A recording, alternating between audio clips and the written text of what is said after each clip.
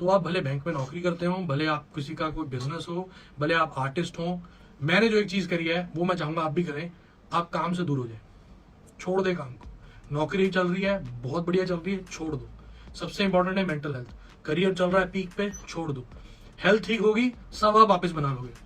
लेकिन उस चीजों को ना छोड़ने के चक्कर में से पकड़े रहोगे तो ना हेल्थ, मेंटल हेल्थ ठीक रहेगी, ना वो चीज ठीक रहेगी। हेलो दोस्तों, स्वागत है आप सभी का राजेंद्र जोधपुरिया चैनल में। तो आज हम लेकर आए हैं एक ऐसा विषय जिसके बारे में सीमित जानकारी उपलब्ध है। तो आज का टॉपिक है बाइपोलर डिसऑर्डर। तो सबसे पहले आइए जानते हैं कि क्या है बाइपोलर डिसऑर्डर।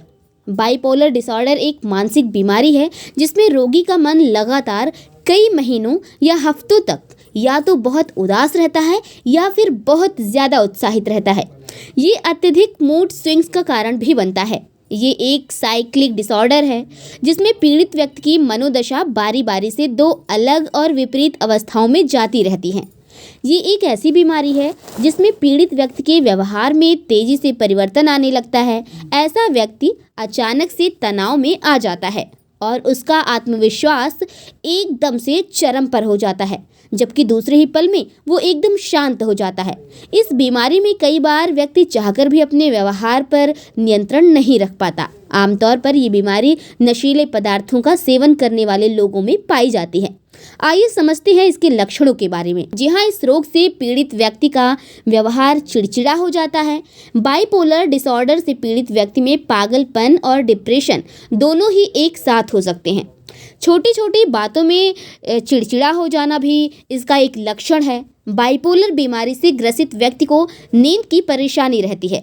बहुत ज़्यादा विचार में रहने के कारण नींद नहीं आ पाती है और अनिद्रा की परेशानी का शिकार रहता है। रोग से ग्रस्त व्यक्ति अपनी पूरी ऊर्जा काम में नहीं लगा पाते हैं। खाना न खाना भी इस बीमारी का एक लक्षण है। चिड़चिड़ेपन की वजह से ऐसे रोगी खाना भी बहुत कम खाते हैं। रोगियों को उन चीज़ों का दुख होता है जिनका कोई महत्व होता ही नहीं है। किसी चीज़ से लेना देना ही नहीं होता है। बिना काम की चीज़ों पर वो अचानक दुखी हो सकते हैं।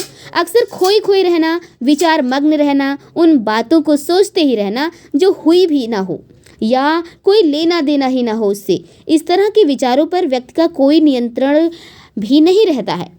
कोई भी बात को बार बार बोलना, जल्दी जल्दी बोलना, किसी बात को बार बार दोहराते रहना, अक्सर ये भी लक्षण दिखाई पड़ता है। खुद को चोट पहुंचाना जैसे जलाना, काटना, शारीरिक चोट पहुंचाना, बार बार आत्महत्या का विचार लाना। इस बीमारी से ग्रसित लोग अक्सर नशे का सहारा लेते हैं जिससे कि उनको लगता है कि वो डिप्रेशन, तनाव से दूर हैं, पर वो ये बात नहीं जानते हैं कि कोई सा भी नशा इस तरह की चीज़ों, बीमारियों को बढ़ाता ही है, कम नहीं करता है।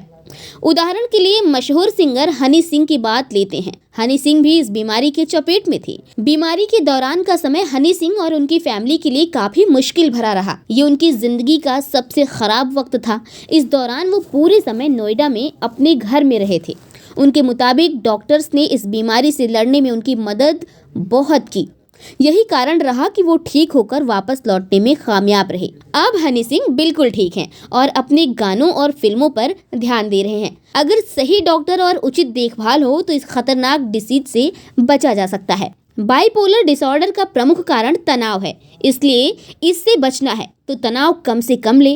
बाइपोलर डिसऑर्डर की समस्या से बचने के लिए नशीले पदार्थों का सेवन करने से बचें, क्योंकि सिगरेट या शराब के सेवन से तनाव घटने की बजाय बढ़ता है और तनाव बाइपोलर डिसऑर्डर को बढ़ाता है। तो दोस्तों, आपको मेरी जानकारी कैसी लगी कमेंट बॉक्स में ज़रूर बताएं और वीडियो को लाइक, शेयर और सब्सक्राइब ज़रूर से कर लें। मानो तो मौज है, वरना समस्या तो हर रोज़ है। अगर आप भी ओसीडी या किसी भी मानसिक बीमारी का इलाज कराना चाहते हैं तो स्क्रीन पर दिए गए इन नंबरों पर आप कॉल कर सकते हैं।